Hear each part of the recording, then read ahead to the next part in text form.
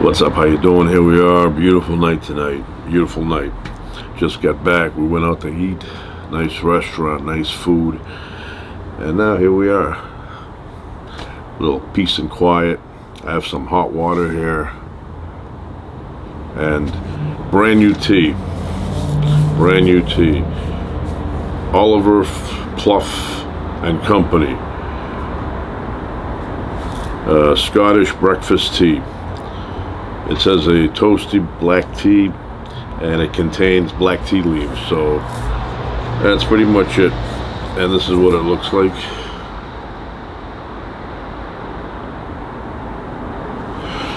So this little thing here is like $15. It is 3 ounces, and I'm gonna open it up right now.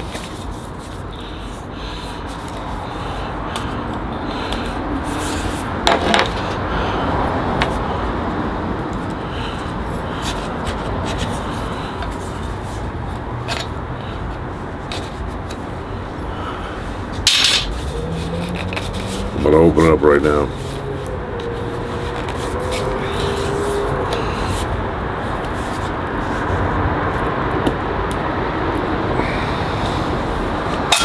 It has a grip.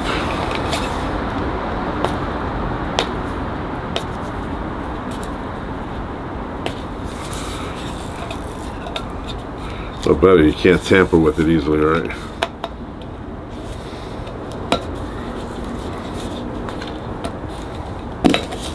Oh, this is loose leaf. Wow, that's rich. That is rich. Smells like there is a scotch that smells like that. But this is tea. Yeah, not bad. Very rich. So you know what I'm gonna do? I'm gonna go inside. I'm gonna have my little strainer, and I'll be back in a flash. All right, I am back. I have my strainer. Yeah, I didn't. It says here, yeah, it contains black tea leaves. That should have been a giveaway.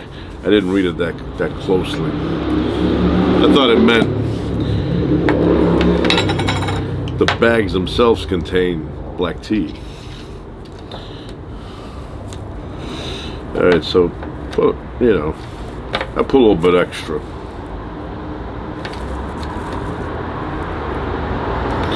All right, that's rich. Tough to describe, but there is a Locavili. I don't even know the name of it, but there is one that I've had a while back that has that smell. So we put it there. We add the hot water.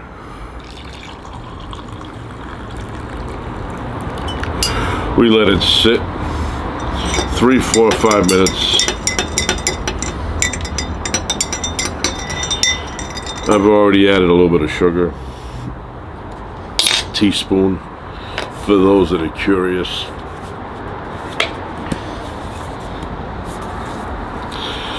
So Oliver Pluff and Company, Charleston, and this is hand packaged by Oliver Pluff. I want to say like Puff the Magic Dragon, but and Company, Charleston, South Carolina. You can go to oliverpluff.com and get more information on this tea. Scottish breakfast. Now, I've had English breakfast. I know what that is.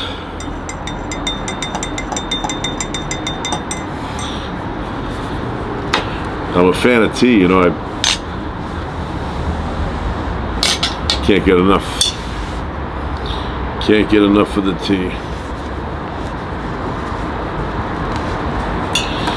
And I have a really, this is honey.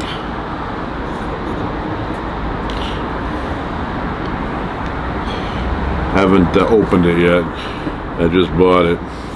So this is bourbon barrel aged honey. And Byron's bees. Byron's bees make this.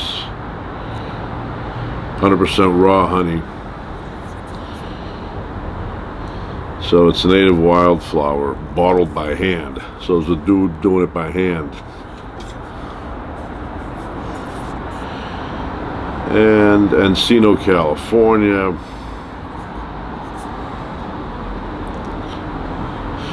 A portion of proceeds donated to non-profits, sorry. N-O-N. Need my binoculars. It says made by bees saved from extermination. So these were bees, somebody had the raid out, and somebody from this company jumped in and said, stop, we're going to use these bees and make some honey. So I'm going to try it out. Open it up.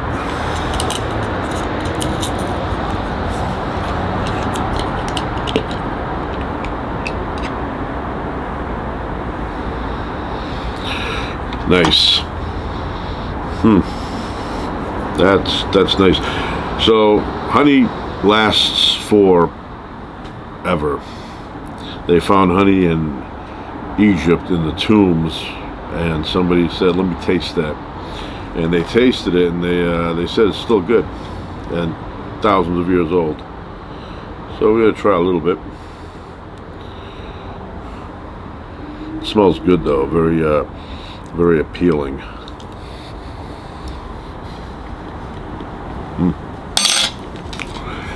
That is good honey.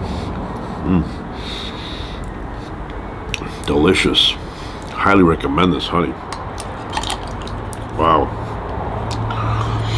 That is so good. Whoever makes this, I applaud the person that came up with that idea. Aged in bourbon barrels. Wow, that's probably one of the best honey that I've ever had. It's so good.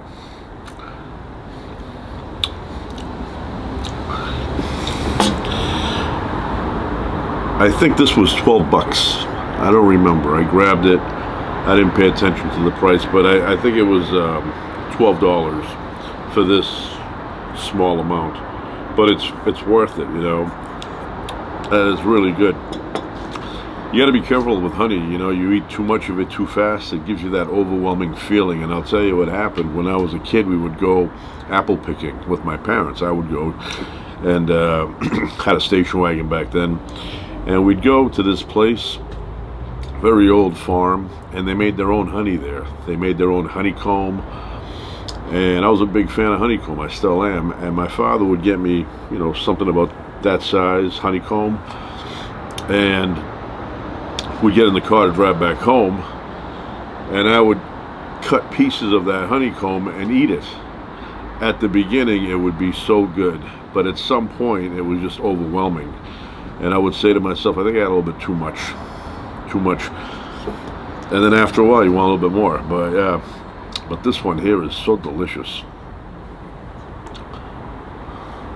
If you see this in the stores, pick it up. I'm not kidding, this is good stuff. They have a website, right?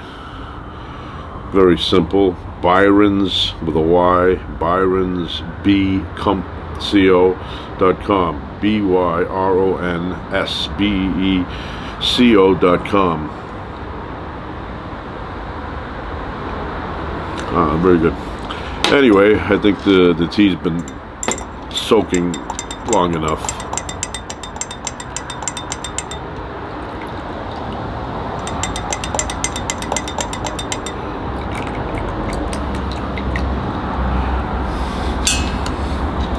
Let's see, first time.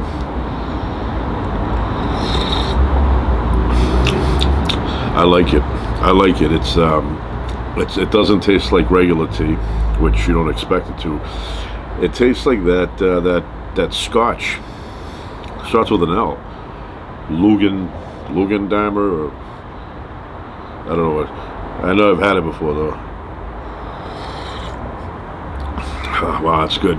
Picture myself on a ship with a Scottish guy. The Scotch. on a ship telling me stories about the past. I love listening to stories, especially about people that have a lot of, not about people, but especially from people with a lot of experience, whatever it may be. You know, could be a fisherman, could be a guy who, hikes in the mountains, could be a blues musician. I love hearing stories of the past. That's good. Everybody's got a story. Some people have a few. So here we are late at night. There's a cat that keeps me company, which I don't see him now. I think it's a female, only because the lips look like they have lipstick on them.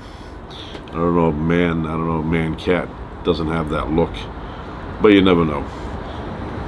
But this cat was here a year ago, and it kept me company, and then it disappeared. And I thought maybe it got run over by a truck. And then about a week ago, or maybe more, maybe a couple of weeks now, the cat showed up again, and now it comes really close to me. It'll come within like 10 feet and just watch me. So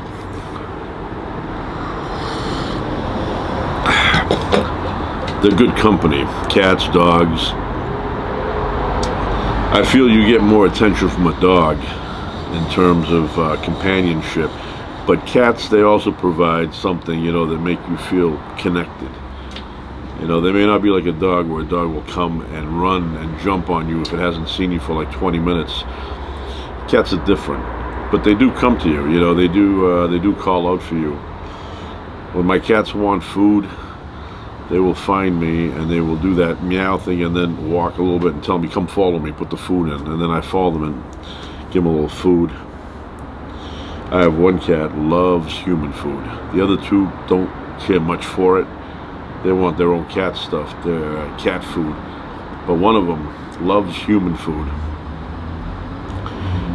Anyway, I was listening to the podcast that President Barack Obama did, and that's where they ask him if he thinks aliens are real, and he says yes, they are real, and he says they're not in Area 51, and I'm listening to that, and I go in my head, I said, you know what, sounds like he's revealing something here. You never know, but it just sounds like he's revealing something. And then, that finishes. And then President Trump gets a hold of that. And he says, President Obama shouldn't have done that. That's classified information. He shouldn't have done that with classified information. I'm thinking, you know what? Are you revealing something? Because you wouldn't be saying that if the story of aliens was not true. You wouldn't be saying that because it was a rumor that he revealed a rumor. You wouldn't say that's classified. Rumors are not classified. So, so very interesting. A lot of things are coming together. You had Marco Rubio, and he said similar things about, something being there with these extraterrestrials and other generals and things like that. And now you get President Obama saying it. And I remember years ago, hold on, I got a message here.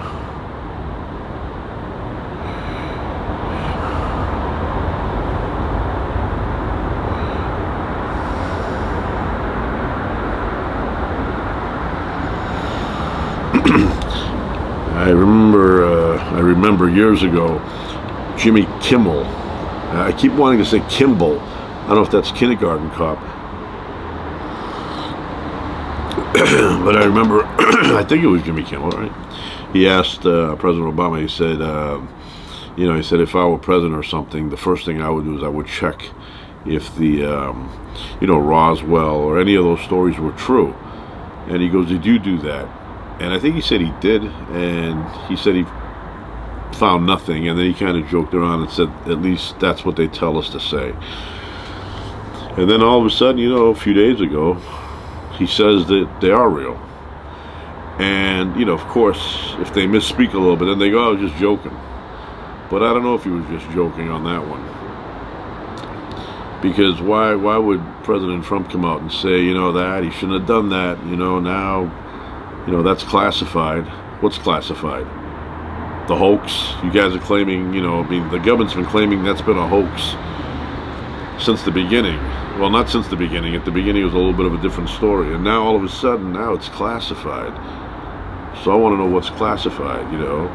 If it's classified, then that means there's some, you know, truth to this, or total truth. And I hope it is true. You know, I've been waiting my whole life to find some kind of evidence that there is intelligent life out there, but not that there is, that it's actually been here, which is even harder to believe because of the vast distances. But that means nothing, right? Vast distances to us, right? But maybe not to them. I mean, you know, 2,000 years ago, if you said something about, you know, sending a probe or visiting the moon or sending a probe to Mars or something like that, they'd laugh at you. They'd say, that's ridiculous. These, you know, I don't even know, 2,000, maybe even 100 years ago, 2,000 years ago, I thought they probably thought these objects in space were like, you know, just lights. But, you know, a couple of hundred years ago, if you had said to them, yeah, you know, we're gonna go to the moon, we're gonna go send a satellite to Jupiter, and we're gonna do these things, they're gonna call them Voyager 1 and 2, and they're gonna go all the way out past the solar system, they'd say that's ridiculous. There's no way that could happen. It's too fast. I mean, it's too far. So we say, oh yeah, these distances are too far. Yeah, they're too far for us. But what about what's going on here? But what about if you're an old, you know, somewhat old civilization that has already defeated distance? So to you, it's not far. So, you know, but it would be a real satisfaction to me to find out that there is intelligent life beyond ours, and it's actually here. It came here. But the things that contradict, and you can't overlook them. You have a society or a civilization so advanced they're able to travel vast distances to get here, and we know they had to travel vast distances because we've looked around our area. There's nothing, you know, not much in terms of life. Nothing. There might not much, and they reach here only to crash. That sounds ridiculous, you know. It's like, all right, the other side, the other planet with the life that came here is like, oh, I can't believe it, they crashed. So I don't know, but the way they said it, you know. And then I heard, and I don't know if it's true, but the Bush administration, Bush W, that one, back in the early 2000s, conducted some kind of, you know, investigation as to what would happen if they released information that aliens are real. What would happen? Would there be panic? And they came to the conclusion that it wasn't worth releasing the information because there would be panic, and it would be more like financial panic. I don't know what that means, but they never released information. And now all of a sudden they're all talking, yeah, we know something, we heard something, somebody up at the top told us. Where years ago, it was like, don't say anything, they're going to think you're crazy. I feel a little bit of a breeze coming in, you know. But it would be the biggest discovery in human history. The biggest discovery. You think penicillin was big? Not even close. You know, to come out with evidence that there is intelligent life, that there's life, period, elsewhere in the galaxy, universe, wherever. I'm assuming it's within the galaxy. I mean, that other galaxies are, you know, have their own stuff going on, but I can't imagine an intelligent life form traveling from a different galaxy to get here. Could be, you know, I don't know. I'm not part of their plans, but like I said, you know, it's a big deal to me. It's a big deal. You know, ever since I was small, it was like my earliest memories, I was always fascinated with the universe and whether there's life beyond ours and why is there something rather than nothing. You know, I've always, as a matter of fact, I think about it all the time. You know, what's going on there? What is the universe inside of? What is it expanding into? What is beyond the universe? What is beyond the beyond? The beyond. You can keep going, you know. So I can't you know, get enough satisfaction. I mean, I need real answers, not, you know, fairy tale answers. But there's got to be some kind of there's got to be a lot of it, you know, life forms. Can you imagine a place this big and just us? It's got to be full of life, but the gaps where intelligent life exists are probably vast. So if you're primitive like us, we're not that advanced in comparison. I mean, we've been fooling around with technology for the last, you know, 120 years, basically 130 years if you count the trains, and not that long. And it's really exploded in the 90s. Computers and all that, and you know, we're gonna look at this time, we're gonna be like, that was nothing. Look at now. You know, I mean, every like year now there's something big. AI is around now, wasn't around before. iPhones, computers, you know, the ability to go out into space, the weapons we have, ability to hit you know, a box from here all the way to, like, you know, hitting it over and you know, 12,000 miles away from here and hitting it right on target with a missile. So, you know, we're advancing. We're gonna be like those helicopter, probably LAPD, I can't tell, but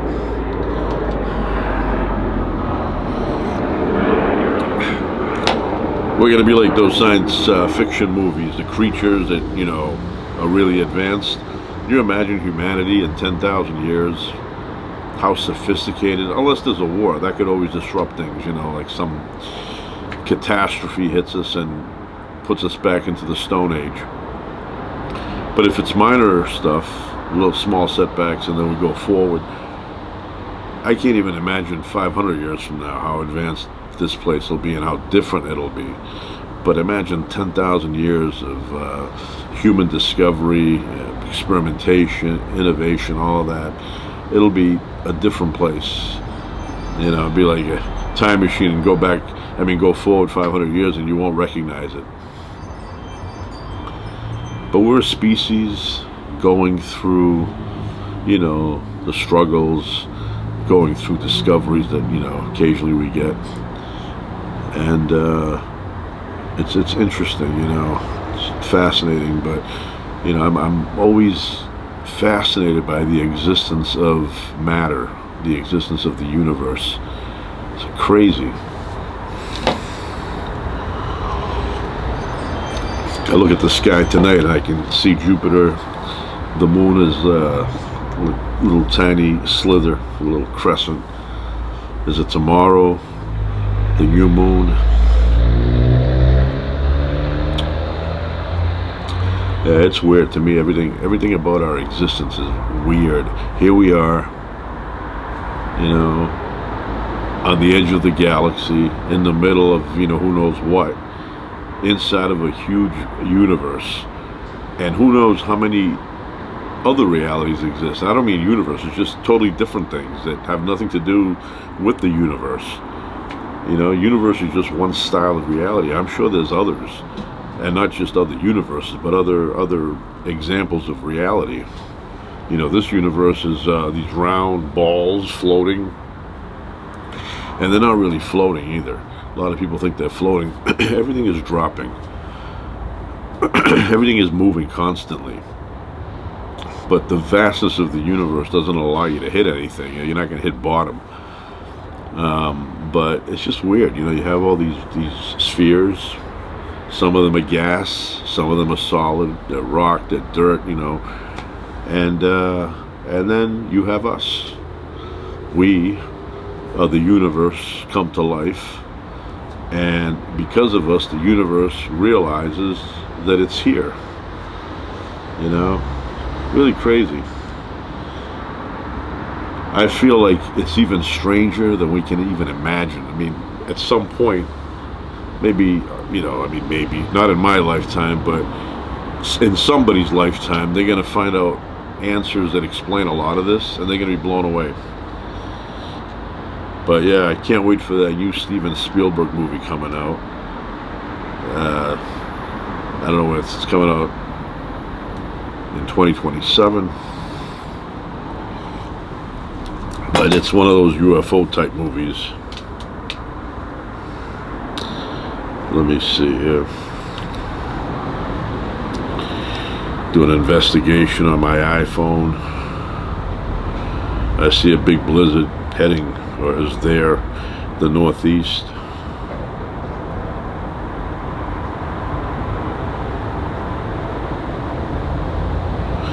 All right, now.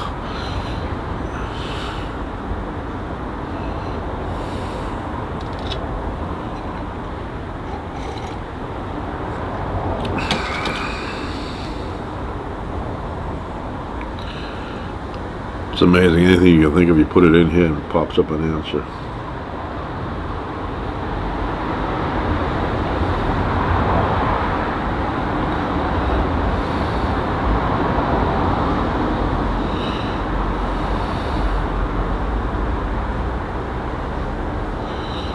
All right.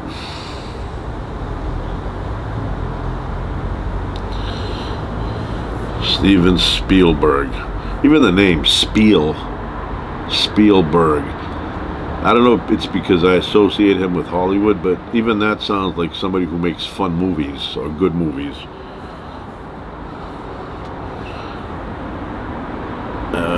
Let's see. 79 years old now. He's probably thinking, where'd the years go? So what's the latest? It's gonna be, here it is, Disclosure Day. Disclosure Day. It's directed by Steven Spielberg, screenplay by David Cope, based on a story by Spielberg. Let me see, when are they releasing this? This summer, even better. So release date June 12th, 2026. So I'm looking forward to this. It's a UFO film, which is what I like, and I hope he did it like the, realistic, and I put the realistic in quotes because nobody knows what realistic is, but I hate those movies where the UFOs are they come in here to take over, and I don't know what they want, olive oil, but they come in here to take over, and they're angry, and really they're lizards, or some gross reptile. I hope it's not one of those. I hope it's in the style of Close Encounters, and I've said this a million times. I don't know if the aliens are not listening to me, but when I'm out in the desert, you can come to me. I will be friendly to you. You don't have to fear me. I don't have any weapons or anything like that. And, take me on the ship. If you want to give me a ride around the galaxy, speed of light, I'm willing to do that. But it hasn't happened yet. I have been, when I go to Edwards Air Force Base, that area, sometimes, like, I'm videotaping, and I look up and I will see the B-2 fly overhead. And I'm like, I didn't even hear that. And you see this big, thing just flying, and you're not even, like, it's very quiet. So, yeah, it's an interesting, our own existence is interesting. I mean, we're kind of aliens to someone else, right? Someone else is, like, thinking about what else can be out there. And here we are. We're the creatures. They're thinking about what else could be out there. It's just weird. the language we have is weird, that we came up with all these sounds. We put them together over time. We came up with words. Now we have a lot of words. You know, that's a pain when you're taking a vocab test in high school. It's like, got a lot of words, got to memorize. Yeah. So, but I can't wait to see this movie. June 12th, 2026.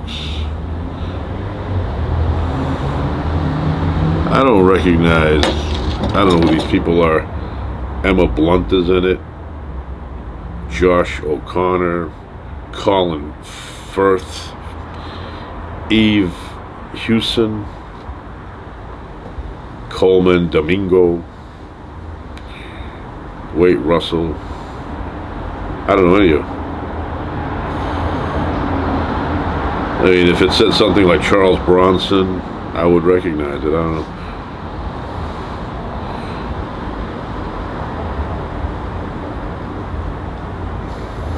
Yeah, it's when I say I'm fascinated with this whole universe, intelligent life, all that stuff, I'm not kidding. I am really into that stuff. But I am not a science fiction guy or a fantasy fantasy book. Not into those kind of movies at all. I hate Star Wars. You know, I can stomach Star Trek. I find it to be a bit more, realistic. Like I said, even that word sounds ridiculous when it comes to these things. But Star Wars or anything that's like it, not a fan of it at all. Like zero. Can't stand Star Wars, and I can't stand eating lamb.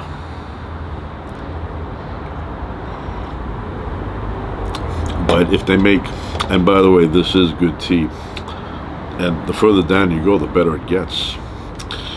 So yeah, I was gonna say that if there are alien movies similar to Close Encounters of the Third Kind, I remember seeing that as a kid with my father, and I was blown away when I left the theater. It made me a film guy, it made me want to see more and more because of that. That was kind of like my introduction, that and Superman, but yeah, Close Encounters, just my mind, was always thinking of that. Even when I was a kid in school, I remember thinking about, what's out there, looking up at the sky at night and trying to come up with something, without fooling myself. And here we are in 2026, and we have presidents of the United States talking about this stuff, where years ago they'd be like, don't say anything, they're gonna think you're crazy. And I don't see why. Why do we think that we would be the only ones? I mean, it's like a human. It's a lot of noise. It's not like a human goes into the forest and sees a bear and then says, "Don't say anything that you saw a bear." They're gonna think you're crazy. Why? Why? Why are they gonna think you're crazy? Are we the only ones, the only animals around? So every year I'm like, all right, something's coming this year. And then they go, oh, we got nothing. We got nothing. Okay. Yep. Almost done with my tea.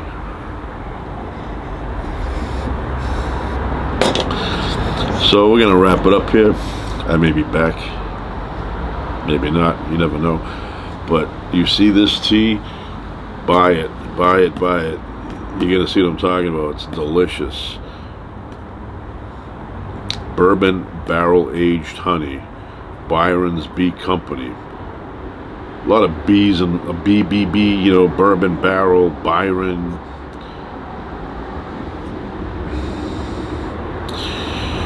Native wildflower. Bottled by hand. Yeah, I could eat this right now, the whole thing. Great smell. It's honey and something more delicious. I think it's the barrel. I don't know, the barrel makes everything better. We put a nice roast beef sandwich in there for a couple of years and age it in a barrel.